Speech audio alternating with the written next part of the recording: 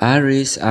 So, special reading kay Aris kasi yung video niya last time na nawala yung voice over. So, bigyan ko siya ng quick special reading. So, money reading for Aris. Very quick one. Okay, Aris for August. So, money, career reading to Aris. Ano ba ang news? Anything related to money, career, kaperahan. Tingnan natin. Tingnan natin si Aris. Special reading to Aris. Thank you again. Shout out sa mga OFW na Aris viewers ng YouTube. Connect po tayo. Magli po kayo ng message kung meron kayong would like to say. Kasama, ano na yan, walang no holds bar. So, Aris, ano ba yung iisipan mo, headspace, na mo problema, hindi makita, controlling, minsan yung Aris na yun eh. Tama ba? I used to work with Aris boss. Gusto niya palaging may visibility. Yes? Agree? So, yung pagiging controlling, you need to loosen up. Dependence, codependence. Hardworking people yan, pero sometimes they're overdoing things somehow because they have that fire on their belly. Agree? Ano yan eh? Emperor yan eh. Hindi lang king yan eh. Hardworking. But that headspace of yours, nagkakaroon ka ng doubt. Don't have doubt, Aris. Yun ang sinasabi dito. Because you have that fire on your belly. And it's coming to a very good, solid ground. Wala ka nang hahanapin pa. Kung ano man yung itinanim mo, yan sa mo rin aanihin. Okay, kuha pa tayo ng another one. And then we're gonna get that oracle card. Hindi ako nakapick up ng oracle card kay Aris sa last reading.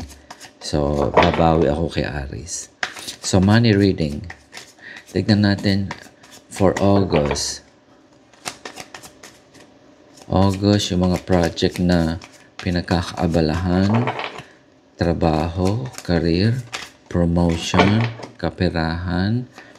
Sabi lang dito, dito sa card na to is it's either you overwork on something or you're overdoing it. Okay? Minsan yung pag-overdo, hindi rin maganda yan. Just do whatever is the normal pace. Kasi nandiyan yung inspiration mo. Yung inspiration mo is all solid. But you need to keep the balance on the emotional side as well. Yes? And the ship has sailed or it's arriving. Okay, once you connect your heart space, agree? Heart space, because it's not all about inspiration. Ano yan eh? You have that foundation of being a good boss and a leader, nurturing father or a nurturing mother. However, that fire on your belly, sometimes you miss out on the emotional side of how beautiful that person can be, because that can be intoxicating somehow. Ayan o, see, the devil, the Capricorn. And this type of thing can give you that nightmare as well, because you like it the way you want it to be. Hindi naman pwede yung ganoon. Agree? So you need to focus as well on your heart space, which is on you don't need to be soft, but sometimes too much of this can be intoxicating. Too much dependence on substance, too much dependence on sale. Kailangan kumita tayo, okay? That's not how it is. But you're grounded as well. You can be a little hyper, but you don't need to worry about as far as your money is concerned, kasi ano mo yan eh, Nasa timeline mo yan, Aries eh. So, ang August is all about keeping that balance. You have the fire and you need the water. Water is the element of the heart space. Sometimes hindi lang yung puro emotion na inspiration. And you are also very grounded.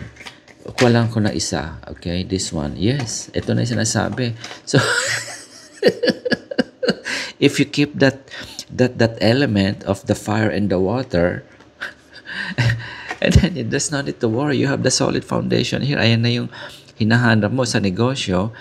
The more it's gonna flourish, you just need to acknowledge that what is missing is yung ano nga, yung elemento ng emotion mo at pagiging your heart space. Sometimes you need to share your true self. If you get tired, you just acknowledge it, and that balance will make you even more happier. Yun ang sinasabi dito. Ayan o, celebration tree. I don't even worry about this woman here na nakatakip ang mata na, yeah. And siya, I'll cover the devil here because behind that shadow work mo, ikaw na rin ang gumagawa ng sarili mong problema. You just need to combine and have that balance. And yeah, that's the pillar of any success sa business mo. And it affects your love and emotion as well, family, etc. Yan ang dynamics niyan. Tama ba, Aries? So that's a special reading for you kasi nasira yung video mo. So ano ko yan, gift ko sa'yo, Aries. So shout out po. Kuha lang ako ng isang oracle card. So last message kay Aries for this August. Yeah, sabi ng Moon ng Virgo. Sabi dito, issues surrounding health and exercise may come to the force. Focus on your physical well-being. Maraming burnout. Okay? Tama ba yan, Aries? You've been working so hard because you are the source of inspiration. And that inspiration can be intoxicating. That's why you have this devil card. The devil card is all about codependence and yung akala mo maganda at simple, walang effect, but it becomes like addictive or masama, shortcut, which is not good. So it impacts your surrounding health, issues surrounding health and exercise. So you need to, yung excess energy mo and inspiration, exercise, literally exercise, instead of how do you call it, sitting and watching and working late. Yeah, sinabi niyo, an exercise may come to the force. Sinabi yung word na exercise, sabi ng Virgo Moon. So that's your oracle reading. Special reading to Aries. Yeah. So shout out po tayo and enjoy po natin ang weekend. See you again. Salamat po.